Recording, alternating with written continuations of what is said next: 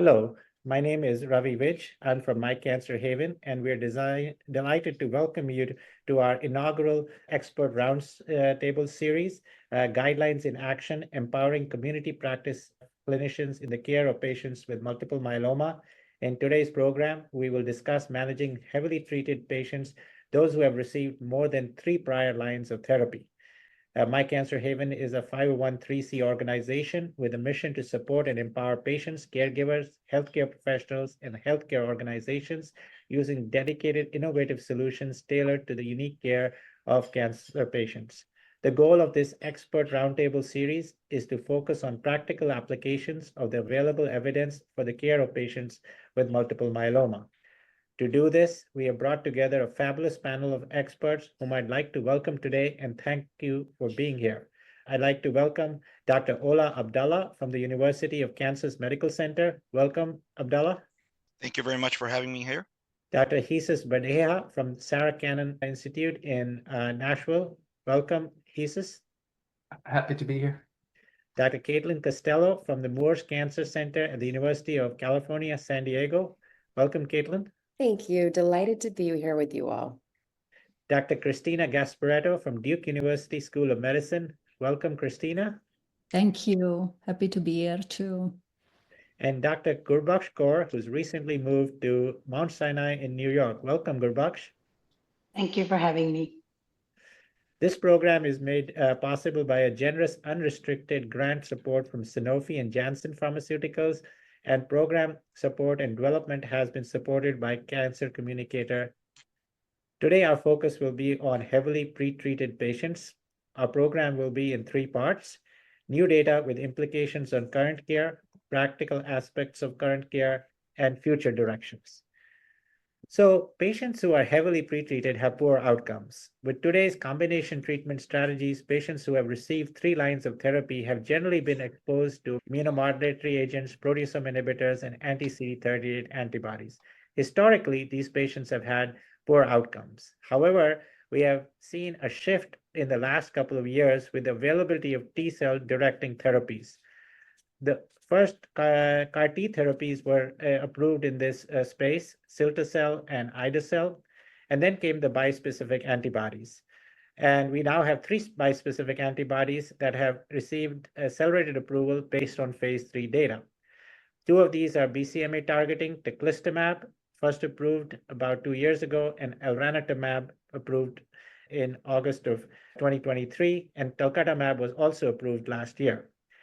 And now we have more follow-up and additional data sets on these patient subsets. So I'm going to ask my esteemed colleagues to weigh in on some of the latest data that we have.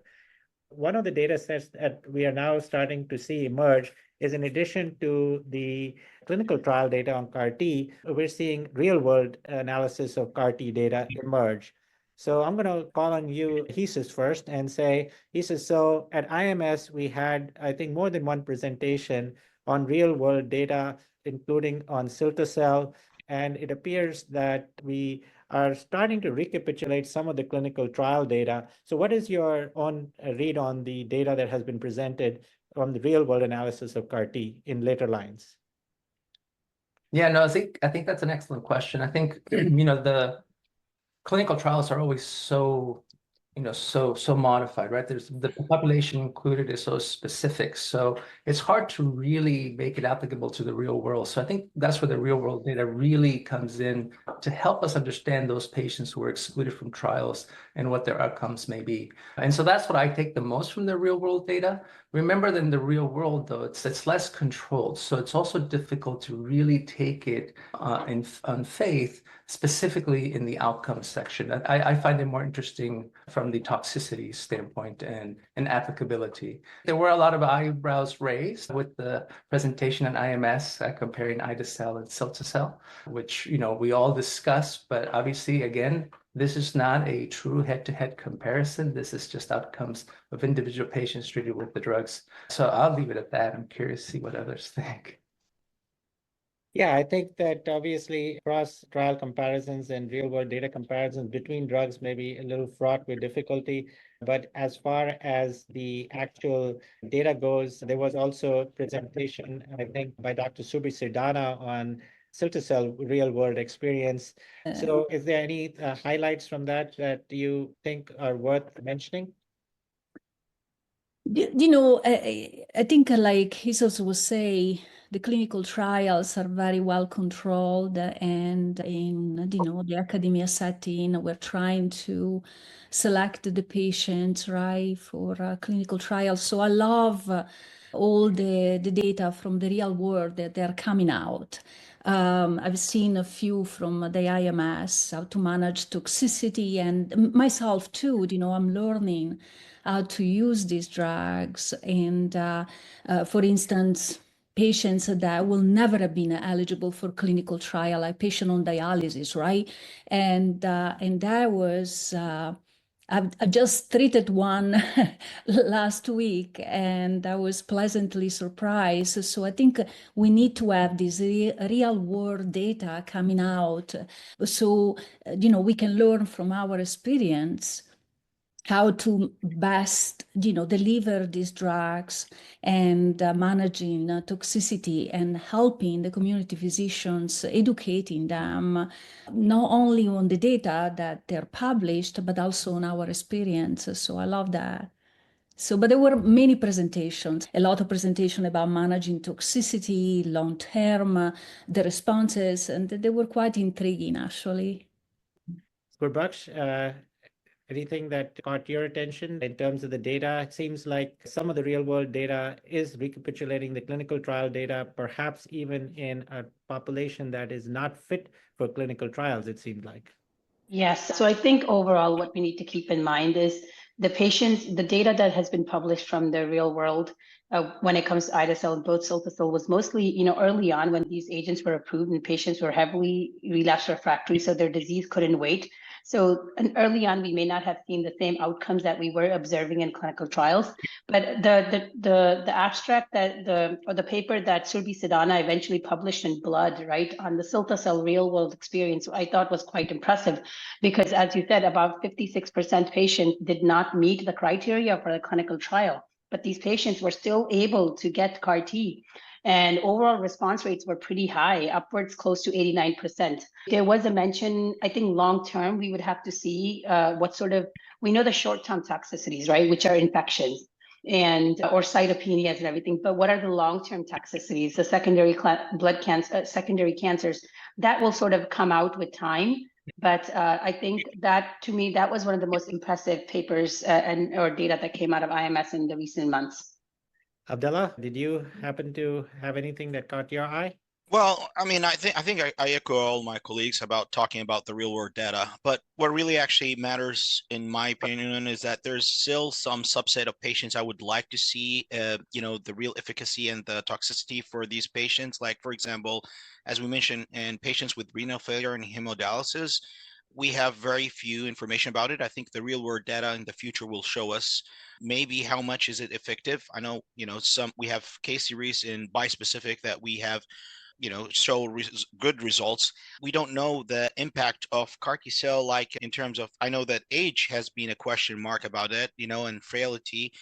In our center, we really have a very strict way to choose the patients for CAR T cell. Not everybody, whether they're, and later and heavily treated after 4 lines or newly or after 1 line of therapy, there's a very strict way to choose these patients. So, I mean, most of our patients population, I don't know if other centers do the same, is like kind of close to the clinical trials. They try to kind of do that. Some of them maybe a little bit like out of the clinical trials. The commonest patients who are not like candidate for clinical trials are those who got exposed to BCMA, for example. I think the thing here is that I would like to see those patients who have comorbidities like heart failure, or, patients who have a little bit poor performance status. Is this CAR T better for these patients or not? I know it's very difficult in real world, but I think maybe in the future we will see these results. Caitlin, you have the last word. Gosh, how can I say it better than everybody else? I mean, I think practically what I'm most excited about hearing is, the cherry picking that happens for clinical trials is real, right? And that is not what our lives are like. And access is enough of a problem for CAR T. While admittedly is getting better, why limit it to all these patients when we know that the real patient out there has heart failure, as we just heard, or has, on dialysis? So I'm interested in the access that I know Surbi really nicely kind of outlined, and who is getting CAR Ts out there. But you know what I think I was most excited about was finally starting to hear some of the overall survival data, right? We know these CAR Ts work, but is it finally time for us to understand in that early relapse setting, just how well these patients are doing? So let's kind of see what we're seeing with bispecifics today. There was also, I think, real world data emerging on bispecifics. And so what has your experience been? Isis, how are you using bispecifics these days in your practice? I'm using it as often as I can. So for my patients. So I mean, that is what's happening, right? So we talked about some of the difficulties with CAR T cells, and even though they're available now earlier, the majority of the patients are still relapse refractory who come to attention these days for CAR T. So you are sort of kind of leveraging those two trial options. But if the patient is not eligible for a CAR T, the next go-to for me is a bispecific. There's no equal to these therapies out there of any of the options that we have for this patient population. So as far as the bispecifics go, is there a particular sequence in which you are using these in your practice today? Absolutely. I mean, I'll be very honest with you. I think most of our patients now, after the recent approval of the CAR T cell, it made it easier for us to kind of like sequencing that CAR T comes first, as second or third line of therapy.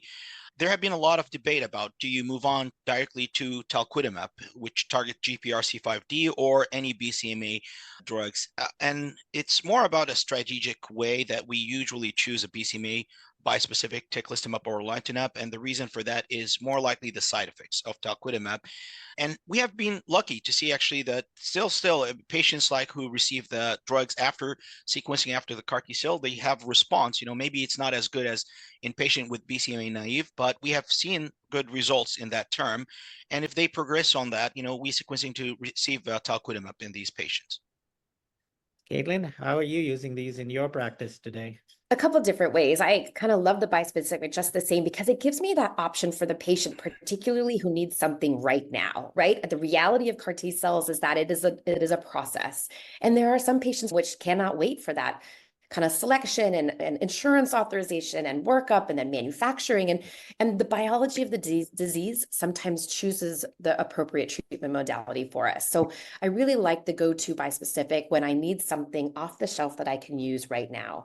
But I like bispecifics because, if I dare say, they can be a bit promiscuous, right? You can kind of use it in various points of the disease process, in a sense that I've used it also as bridging. Sometimes talquetamab bridging while waiting for CAR T is also an option. Using bispecifics after CAR T relapse, sequencing with different targets. So I think there's a lot of opportunity out there.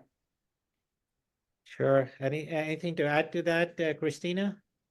Actually, the same. I've been using a lot of bispecifics, but if I can, the best sequence, of course, I prefer, to go to CAR T cell first, followed by bispecific. But like Kathleen, I actually used talquetamab as a bridging therapy after collecting the lymphocytes while waiting for the manufacture of the CAR T cell.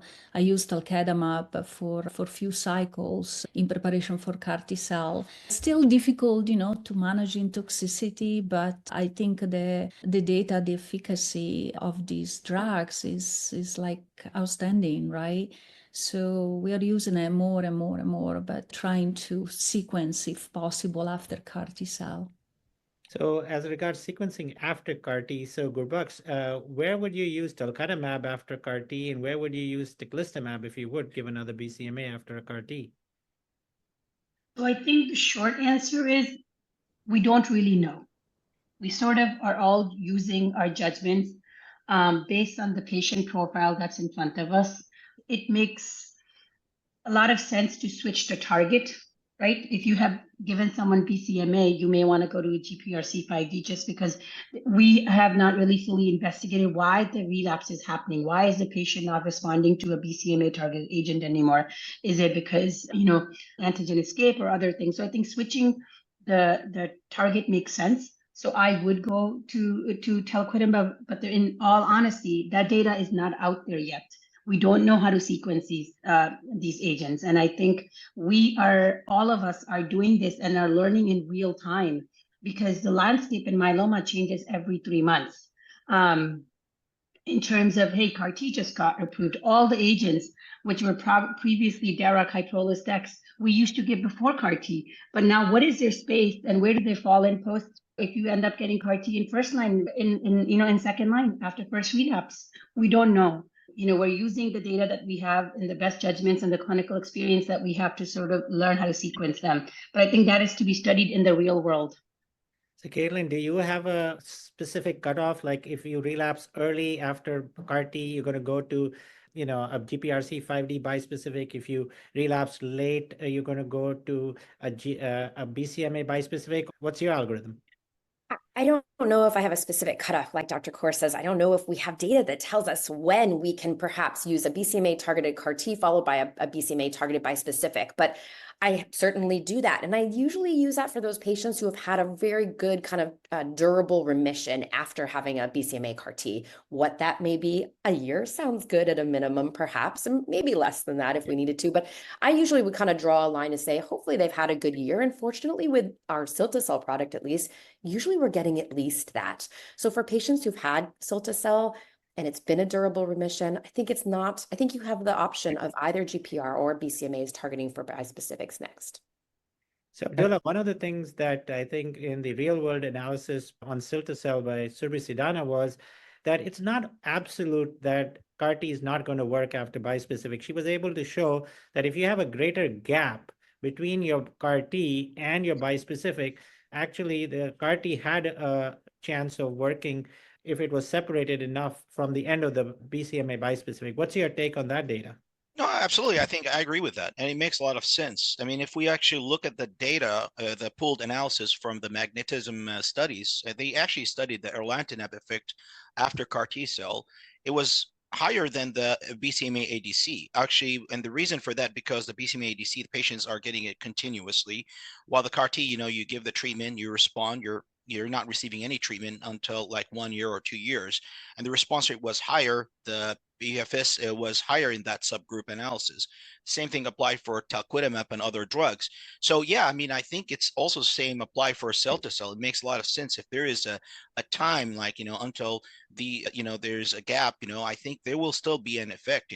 We have studied that as well. And we were seeing that, the CAR T cell post BCMA is actually more effective than the TCE after BCMA. So there is actually really good data to show the efficacy of the cilta-cel after BCMA. I think the strategy makes a lot of sense, is just wait, but what time? Are we going to talk about 3 months like the past we talked about daratumumab, 3 to 6 months you have to be off of that to restart the daratumumab or not?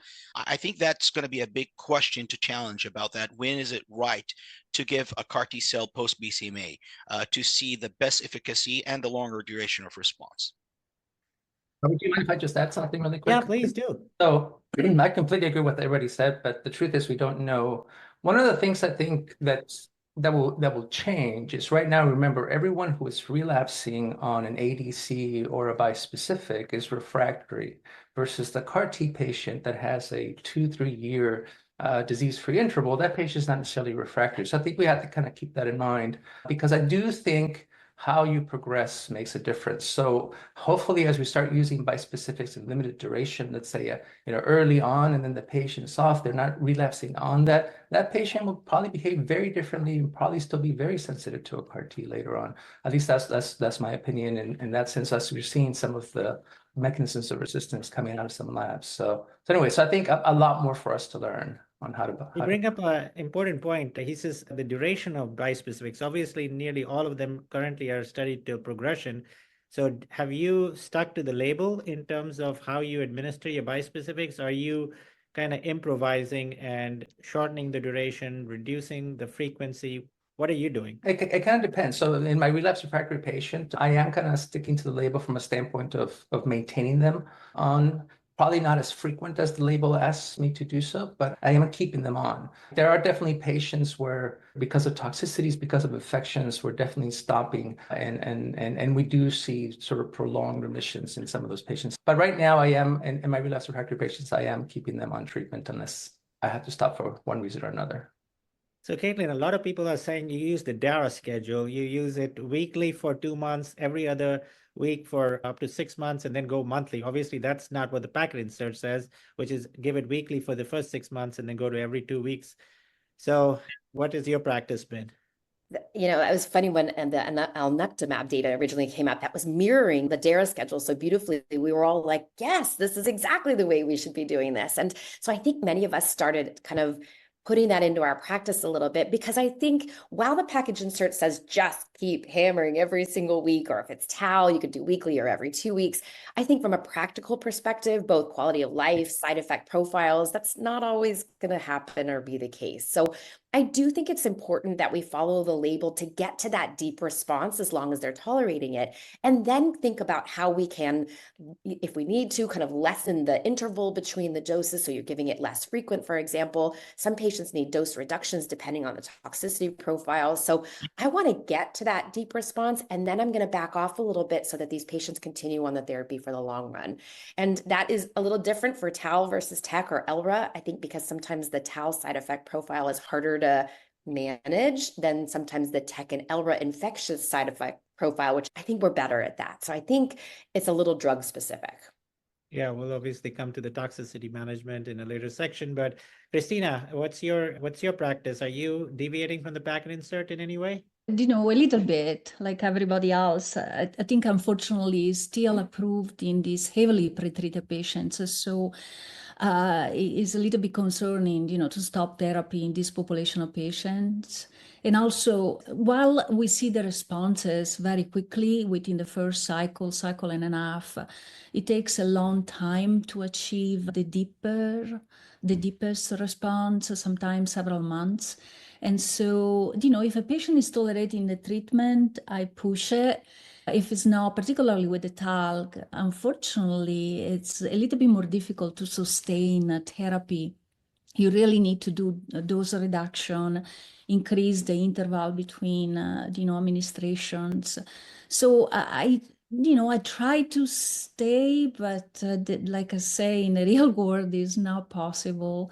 And you know, I go based on patients managing toxicity, absolutely, like everybody else. Yeah. So Abdullah, obviously, you know, though a lot of community doctors are not yet doing the ramp up, they are trying to take over the management during the maintenance phase. So what are you telling them? Are you telling them to stick to the packet insert? Are you telling them anything different?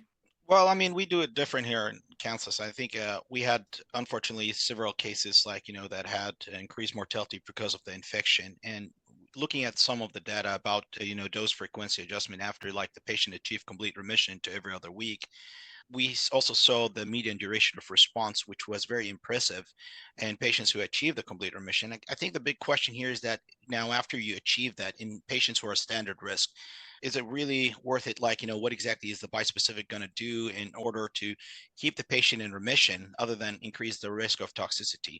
So I try actually to kind of like, for those patients who are high risk, I really actually move on to keep them every other week or maybe once a month. And those who are standard risk, I really actually stop the drug after I achieve a complete remission after 4 months. Maybe people will disagree about that. There's no really strong data, but the risk of the infection that I've seen fungal infection, PCP pneumonia, things I've never seen before that happen in patients who got transplant. I've seen it in using the drugs like teclistamab or relantinib. So I just don't want to lose my patients from an infection, especially if I can keep them in remission as long as possible. For my community oncologist colleagues, I mean, I think they feel comfortable when they do that. In addition to, I try to kind of give them advice about to monitor things like the IgG level, the CBC, and make sure that they have a low threshold to provide supportive care treatment like a growth factor shot and IVIG for these patients. So obviously you're using more of a risk adapted strategy. So Gurbaksh, so there is data that, by giving longer intervals, you may be reducing T cell exhaustion. Some people are taking that as a reason to do it prospectively. What's your take on this? So I think early on, when the bispecifics were approved, the patients who were receiving teclistamab right away were patients who were progressing after CAR T. So their disease biology was very different, and I don't think I even needed to deviate from the schedule because they actually ended up not having as durable responses as the patients that I'm taking care of now. So my approach sort of changes based on the patient who's in front of me, what their profile is, as others have said. I am starting to deviate. The patient sort of helps me decide. The patient logistics also play a role. How far they live from the center? Do they have a local oncologist who can actually administer the medication?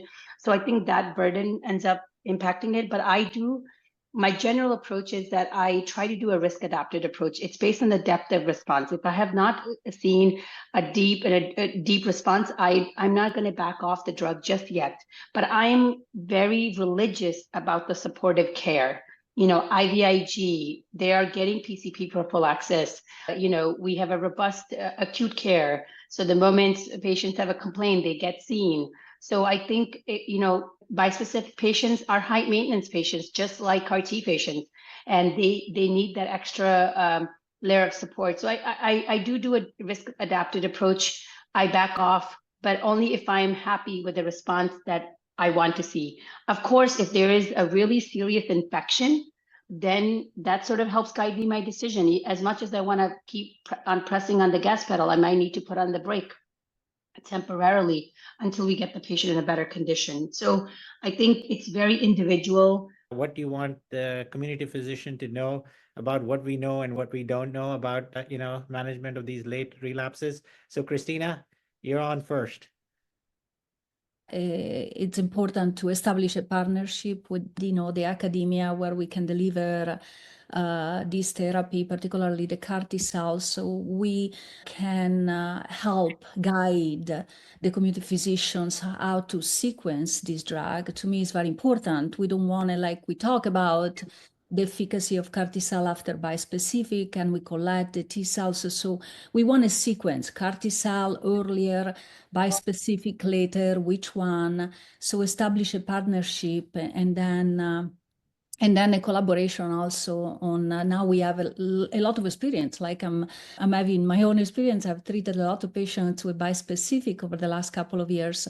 And so the capability of also helping with managing, like we were talking about, managing toxicities and other side effects. So it's not just during the first cycle, but how we manage these patients ongoing. And then, again, can we increase the intervals? Can we guide on how long the durability of therapy, the duration of therapy, etc. So I think to me, very important establishing an even closer partnership with our community physicians.